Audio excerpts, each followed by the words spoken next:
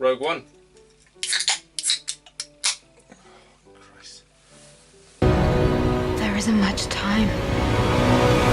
I can't recommend it enough though. Go and watch this on IMAX. Yeah, Looks great. IMAX. It looks so good on IMAX, and not one of the main reasons to see that at the IMAX is that you get the Dunkirk preview at the beginning. Yeah, if you're living in a city where they do the 5-minute Dunkirk preview before this. Wow. Whew. All I could think about for the first 30 minutes of Rogue One was, can't wait to see Dunkirk. My heart was still beating from like how Yeah. exciting the Dunkirk. I know, yeah. Anyway. Well, you know the plot. Yeah. So They make the Death Star plans. It's the crawl. It's the crawl. It's the crawl from A New Hope. The simplest way to explain it is that text you see at the beginning of A New Hope. First half of the movie, they do the really commendable thing of trying to give you a lot of character exposition, which is nice. And let's do it. It'll make you care about them. Mm-hmm. And then the second half of the movie, they just let's just have a shitload of action. If there's any problem with this film, and there's a few problems, I think on the whole it's really fun. Yeah. The first half an hour is a bit confusing and a bit it just goes like Fuwanto, and it'll go there as a man gets punched in the face and goes Wagamama. Yeah, and then to Wagamamas, and then there's like a new set. Nando's. Where are we? Like Within the stop. first 20 minutes, you've visited half the galaxy. Yeah. Jesus wept. It's pretty disorientating. It's kind of skippy and a bit sketchy the first, but you understand they're not just trying to dump these characters on you. Yeah, you want to sort of see where they've come from. So yeah, basically we follow a random group of people. Chiefly Felicity Jones. Felicity Jones plays Jyn Erso. Jyn. Every time they mention Jyn, and their lovely her lovely brother Tonic. Yes. Yeah. And then there's her Mexican friend. I've forgotten his name. Han Solo Mark II. Yeah, Captain Kassan. Yeah. Is that his name? Captain Kassan, who's I think really good in it. He's sort of like the Han Solo of the movie, sort of, but like they make him a very flawed character. I really liked him in it. Riz Ahmed plays that nervous man. The nervous man. He doesn't get. Riz Ahmed's a great actor. I don't think he was given enough to work. I'm never quite sure what his character was in this. He just keeps going like. And then we get there too, because Star Wars wants to make big money in China. Disney do, so they've inserted in 2 Chinese characters who are great. Yeah. They're both kick-ass. There's Donnie Yen plays the martial artist. Yeah. And then the other guy is Mr. Machine Gun. Yeah. He's what's his name from Predator? Ventura. Jesse Ventura. Yeah. He's got a massive gun. Which is every time it comes out is great. Yeah. Speaking of coming out, what do you think about those two? Just friends? There's nothing explicit there. But they good mates. Good mates, or don't know. Don't know. A bit more, maybe. Maybe it's something to. Maybe I'm reading too much into that.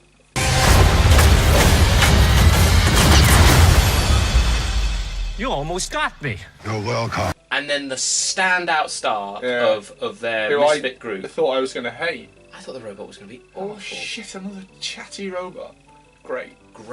So funny. Almost all of his lines, Yeah, and his character's sort of like he's plain speaking. He says what he thinks. There's He's a a line bit like Drax the Destroyer. Yeah, there's a line where it says something like it's not in his brain. It's like he just says what's ever in his circuits or something. So he just says he points out the obvious thing with no regard for sort of people's feeling, basically, and it's really funny. Where'd you get it? I found it. I find that answer vague and unconvincing.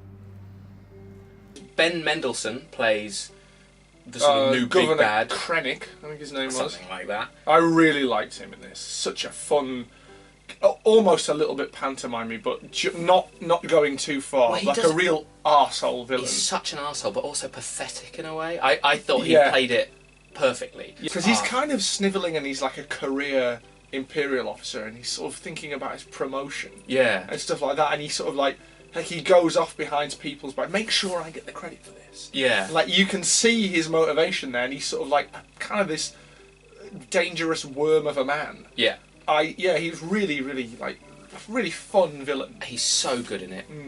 Speaking of good actors, Mads Mikkelsen. I mean, I think always elevates anything he's in. He hasn't got the best part in the world. Not a huge role, but he's someone who, whenever he's around, He's I so instantly... fucking cool, isn't he? He's so cool, and I just think he elevates the scene. There's one performance that whenever you see it, it's sort of the... It's not the Jar Jar Binks. It's not in the quite movie, the Jar... It might be the boss mass, though. Yeah. He overacts so much. And I like him. Normally. He's a good actor, yeah. In Last King of Scotland, he's amazing. Yeah. He's really good in The Crying Game. Panic Room. He's a very good actor. Oh, God. Forrest Whitaker, we're talking about here. He's got robot legs in He's this. got robot. He's an old sort of real extremist left-wing freedom fighter. He's too extreme He's for the so rebels. extreme the rebels are a bit scared of him. I think it's just they don't like the way he talks. I think that would be enough to go, I don't want to hang out with him anymore.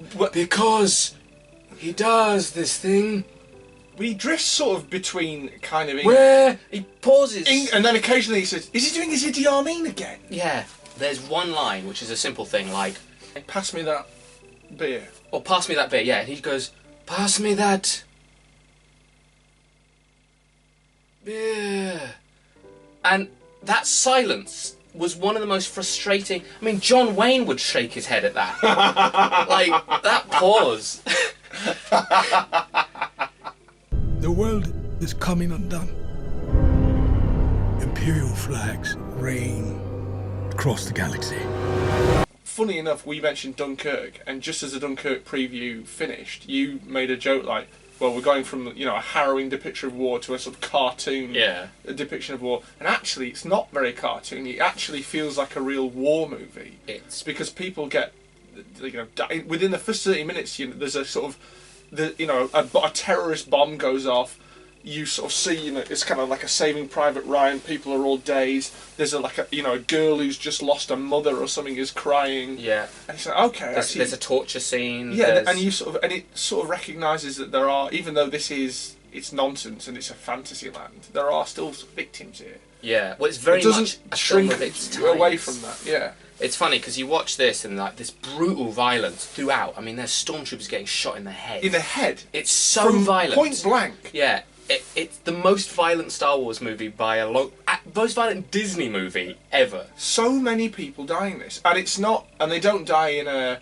Well, they're all dead. They die and you notice them all die. It's almost like... Yeah, there's shots of stormtroopers getting shot in the shoulder and then desperately reaching for a friend before being, like, you know, blown up with a grenade. Fumbling with grenades and exploding and... I really enjoyed that. Yeah. But then I did... You know, the movie ends... And I did watch Star Wars again today just to see how it leads in. I watched A New Hope. And then you get this kind of quite jolly sort of fantasy romp where it's, that man's a crazy old wizard and like all this stuff and it's you know, they're in the detention level and it's just like, this isn't gonna work. We've just gone from, you know, Adagio for strings from Platoon could have been playing throughout this.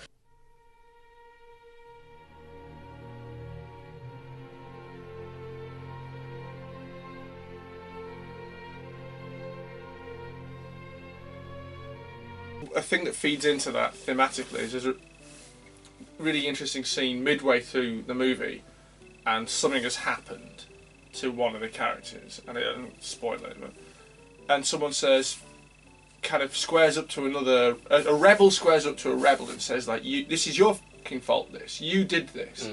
And the other guy says like, well yeah, I did, but it's sort of, this is the choice you make, it's not black and white, it's this kind of, you know, it's not good guys and bad guys. We've all got to do pretty horrible things, and like, I'm not proud of it. Yeah. And it's sort of, you're like, oh wow, it's actually. It was the first time Star Wars has done that. Yeah. So they've thought about how this, like, how people might react to this, and how doing these things might affect people, and it isn't just the cowboy in the white hat shooting the cowboy in the black hat. Yeah. It's sort of like real characters, like, who understand the consequences of their actions, which is. Sort of quite a welcome addition, I think. Yeah. Visually, it's sort of similar, I guess, to The Force Awakens. Like, obviously there are CGI things in there, but you still can tell the guys doing these like, well, I want to build a set and I want to do these things for real. And it's nice to see. Cause you had that horrible CGI blancmange nonsense of the prequels where Yeah. Nothing was real. Clearly, it was just Except Ewan Ewan McGregor's beard. with a that was it. Yeah. And he was just looking at tennis balls on poles for like, about 6 years of his life. So it's nice to see a kind of an aesthetic that moves away from that and seems to blend best of the both. Yeah. Which is nice. You've got a sense in this movie that the Empire was this huge thing. Yeah. That you more than you got in the others. So there are shots where it feels like there's a shot when it's over one of the cities. Yeah. Which just they've got this Star Destroyer hanging over them, and it is this sense that the Empire's they're always here. It's nice to see the Galactic Empire at their worst in a way, at their most imposing. Well, there was the thing when George Lucas said, "Oh, I'm doing the prequels. I did the special editions because of the technical limitations. I never got to show my real vision." What you see in Rogue One is what you assumed his vision was, not the crap he actually gave you when he finally got access to the laughing computers. Droids and shit like that. Farting camel monsters and a... Let's just get this over with, shall we? It's not perfect. The beginning is a bit messy. But it is really fun. But it's a lot of fun. And with a sense of sort of drama and weight and... And there's a couple of sequences where it lived up to the Dunkirk 5 minutes. There's a couple of sequences where I went, this is something I've always sort of wanted to see. No, I liked it. If the Empire has this kind of power, what chance do we have?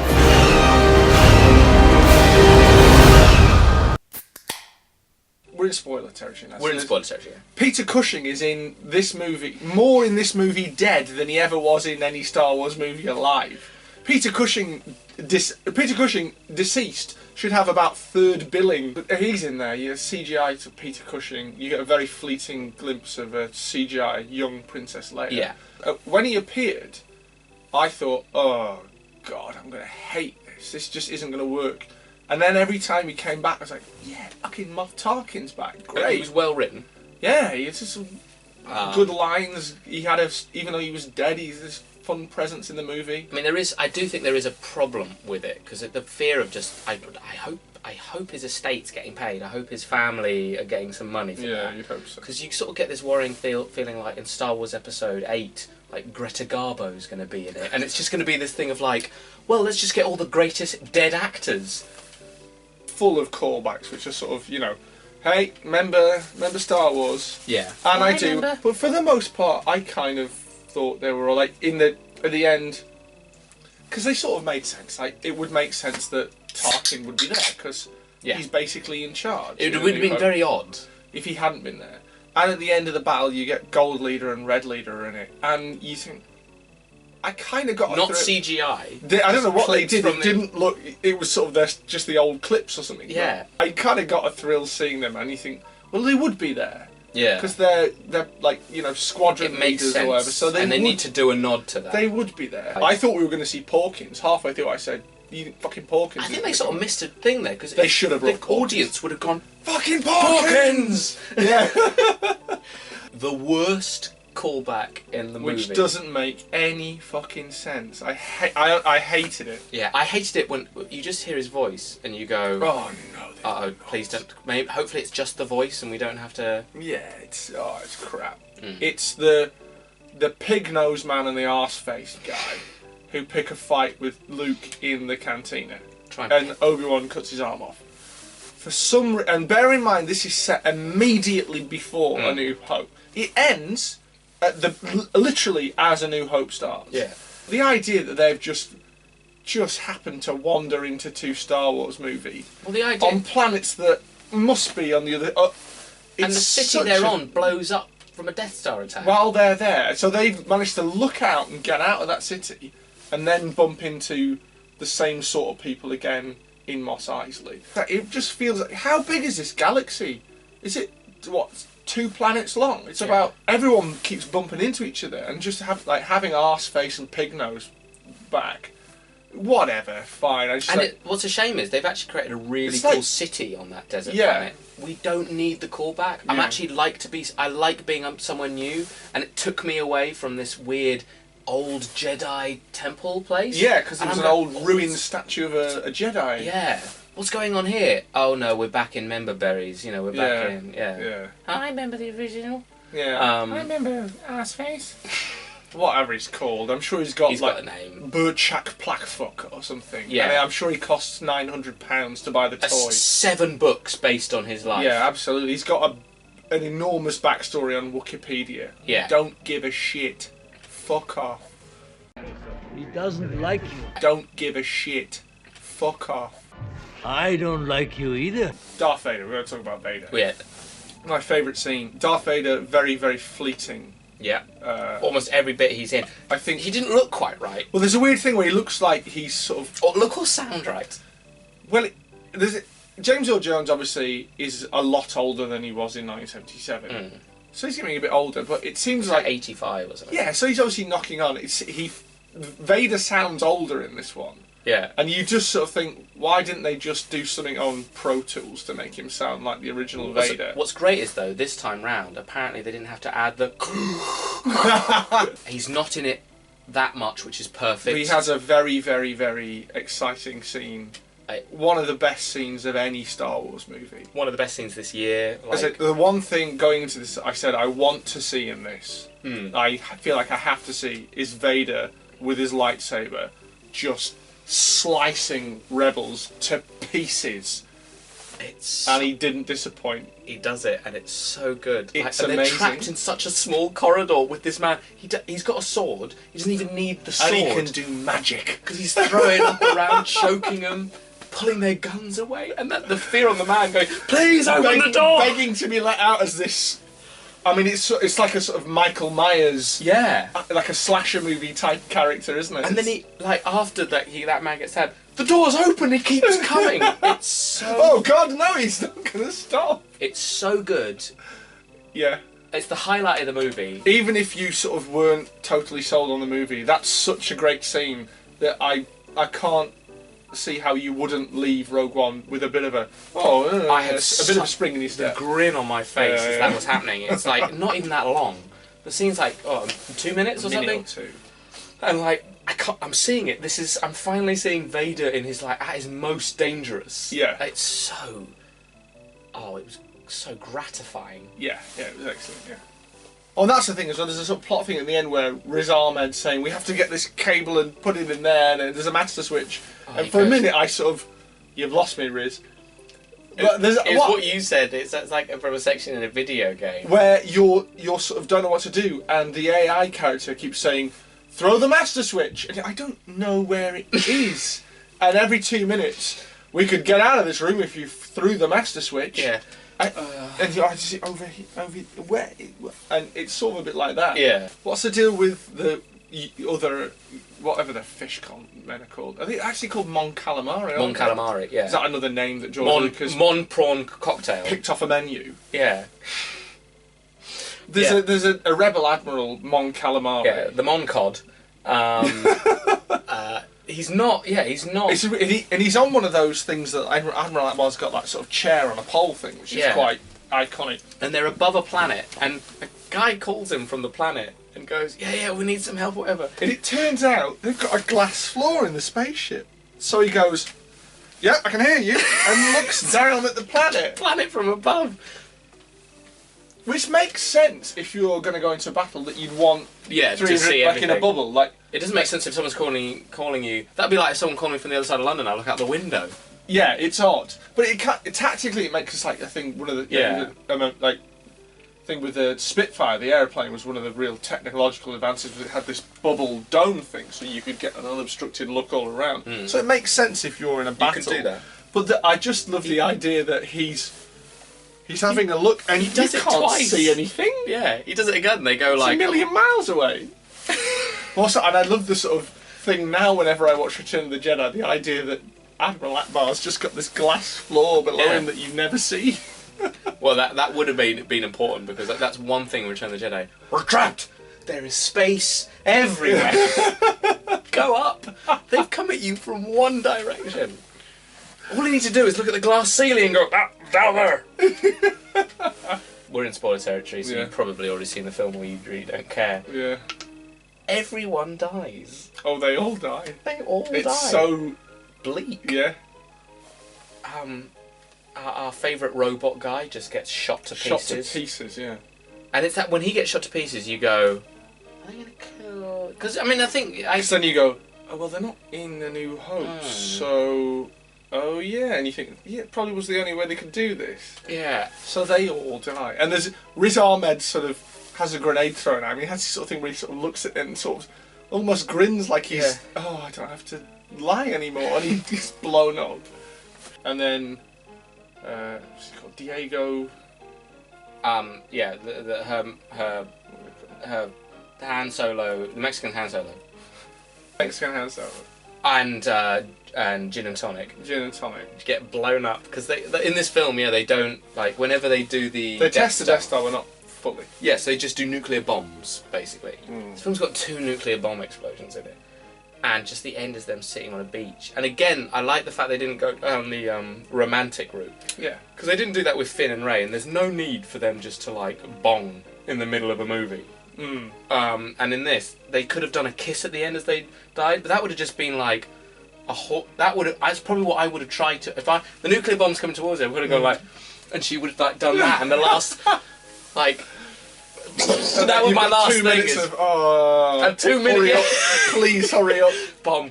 You can't be quick. She just walks off and She walks walks 10 off. paces down the beach and draw around in the sand at the water's edge, and then you're both obliterated.